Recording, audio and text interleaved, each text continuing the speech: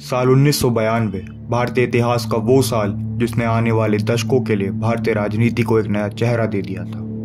ये वही साल था जब अयोध्या में बाबरी मस्जिद का विध्वंस हुआ और आने वाले कई सालों में अलग अलग राजनीतिक दलों ने रामलला जन्मभूमि मुद्दे पर अपनी राजनीतिक रोटियां सेकी। उसी साल 1992 में ही हमारे देश में एक ऐसा घिनौना कांड हुआ है जिसके बारे में शायद ही कोई आज बात करता है। एक ऐसा सेक्स स्कैंडल जिसमें 250 से ज़्यादा लड़कियां जो ज़्यादातर नाबालिग थीं, उनके साथ हुआ सेक्सुअल हरासमेंट, ब्लैकमेलिंग और रेप। मैं यहाँ बात कर रहा हूँ शायद आज़ाद भारत के इतिहास के सबसे बड़े planned sex scandal.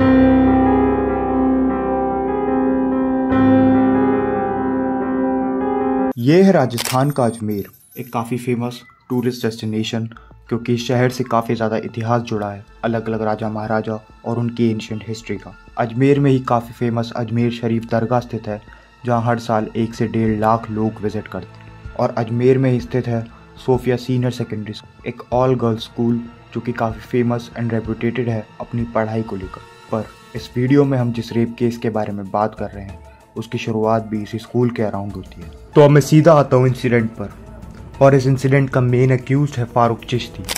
Farooq Ajmer के काफ़ी इन्फ्लुएंशियल, अमीर और पॉलिटिकली पावरफुल मुस्लिम परिवार से है और 1992 में फारूक अजमेर यूथ कांग्रेस का प्रेसिडेंट भी था। फारूक की पूरी फैमिली, द चिश्ती फैमिली की एक हिस्ट्री रही है पूरे शहर में पॉलिटिकली पावरफुल होने की। तो Farooq Sofia senior secondary school की एक माइनर 8th या मे बी 9th क्लास की एक हिंदू लड़की के कॉन्टैक्ट में आता।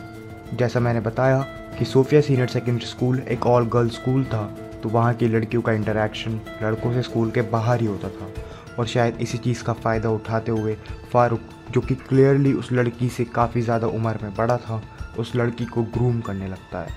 फारूक उस लड़की से मीठी मीठी बातें बोलकर उसके क्लोज जाने लगता है, उसको गिफ्ट्स देने लगता है, उसका भरोसा जीतने लगता है, उससे दोस्ती करके उसको पूरा ग्रूम करने लगा। एक दिन फाइनली फारूक उस लड़की का भरोसा जीतकर उसे अपने फार्म हाउस ले जाता है और वहाँ पर उन दोनों के बीच में कुछ ऑब्जेक्शनेबल एक्ट होता है। वो लड़की नोटिस करती है कि फारूक बीच बीच में उस लड़की की ऑब्जेक्शनेबल पिक्चर्स ले रहा है और जैसे ही फारूक चिश्ती वो सारी पिक्चर्स ले लेता है, वो अपना असली रूप दिखाता है।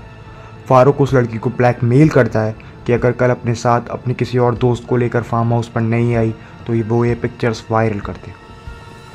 अब एक माइनर 8th या मे बी 9th क्लास की लड़के से हम क्या ही एक्सपेक्ट कर सकते हैं। वो लड़की डर गई और जैसा फारूक चाहता था वैसा ही हुआ। वो लड़की अपने साथ अपनी एक और दोस्त को लेकर आई। इधर फारूक भी अपने और दोस्तों को ले आया।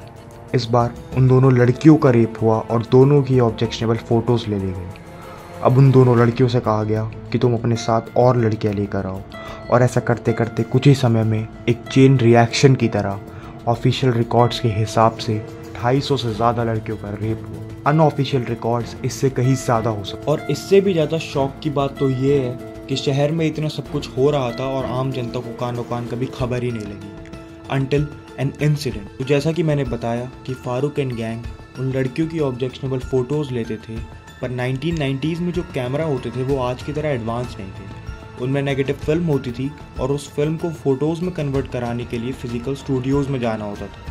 और कैसे ही किसी एक स्टूडियो वाले ने वो फ़ोटोज़ की कॉपीज़ अपने लिए सेव कर ली, अपने दोस्तों को दिखाई, एक दोस्त ने दूसरे दोस्त को, दूसरे ने तीसरे, और देखते ही देखते वो पिक्चर्स पूरे शहर में वायरल हो। अब ये सुन के आपको लग रहा होगा कि फ़ोटोज़ वायरल होने के बाद तो लोगों का गुस्सा फटा होगा, पुलिस एक्शन में आई होगी और लड़कियों को इंसाफ मिला होगा। पर इस केस में इंसान ने दिखाया कि इंसान कितना घिनौना जीव है कि अपने पर्सनल सेटिस्फैक्शन के लिए उसके गिरने की कोई हद भी नहीं है। जिन लोगों के पास भी उन पिक्चर्स का अर्ली एक्सेस आया था, उन्होंने एक बार भी नहीं सोचा कि उन लड़कियों पर और उनके माँ बाप पर क्या बीत रही होगी। उल्टा और 4 लोग उस फोटोज़ के बदले उन लड़कियों के माँ बाप से पैसे ऐंठने लगे उन लड़कियों को ब्लैकमेल कर सेक्सुअल फेवर्स डिमांड करने लगी और ना जाने कितनी ही लड़कियों ने इस बीच सुसाइड भी की। पर जैसे कहते हैं ना कि हर अंधेरी रात के बाद रोशनी की किरण लेकर सूरज निकलता ही है, वैसे ही इन लड़कियों के लिए भले ही काफ़ी कम समय के लिए पर एक उम्मीद की किरण सामने ज़रूर आई।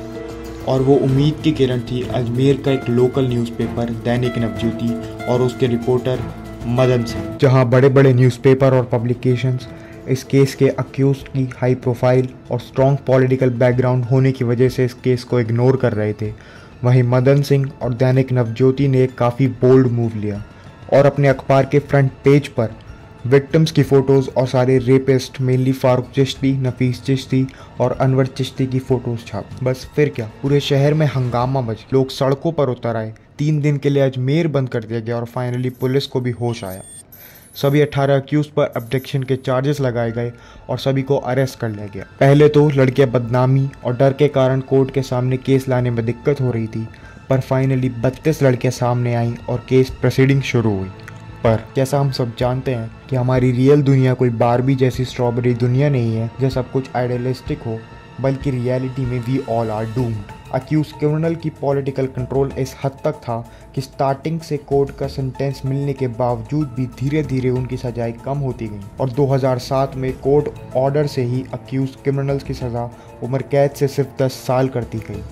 और आज मेजॉरिटी वो सब अक्यूज फ्रीली घूम रहे हैं, जिसमें से मेन अक्यूज फारूक चिश्ती तो आज भी अजमेर में एक काफ़ी लग्जरी और पावरफुल पोजीशन पर है। ये हमारे समाज और सिस्टम के चरित्र पर एक काफ़ी घिनौना दाग है कि जिन लड़कियों के साथ ऐसा अमानवीय शोषण हुआ उन्हें अंत में कभी न्याय ही नहीं मिल पाया। उल्टा समाज में बदनामी के कारण उन्हें और उनके परिवार को ही हमेशा हमेशा के लिए अजमेर छोड़कर कहीं दूर जाना पड़ा। अजमेर रेप केस के कई सालों बाद तक वहाँ की लड़कियों की शादी होने में बहुत मुश्किल था, क्योंकि हर लड़के वाले के मन में यही सवाल था कि कहीं हमारी होने वाली बहू का भी तो बलात्कार नहीं। और ये अजमेर रेप केस एक सटीक उदाहरण है कि कैसे कलेक्टिव सिस्टम फेलियर समाज में अनरेस्ट को बढ़ाता है और लोग कानून को अपने हाथ में लेने पर मजबूर हो जाते हैं। क्योंकि जिस मदन सिंह ने इस केस में सबसे बड़ी इन्वेस्टिगेशन करी थी, उसके कुछ दिन बाद ही एक हॉस्पिटल के अंदर उनका ब्रूटल मर्डर कर दिया। कुछ हायर पॉलिटिकल पावर्स ने अपना पॉलिटिकल करियर बचाने के लिए एक ईमानदार रिपोर्टर को मरवा दिया और उसके ठीक 30 साल 4 महीने बाद 7 जनवरी 2023 को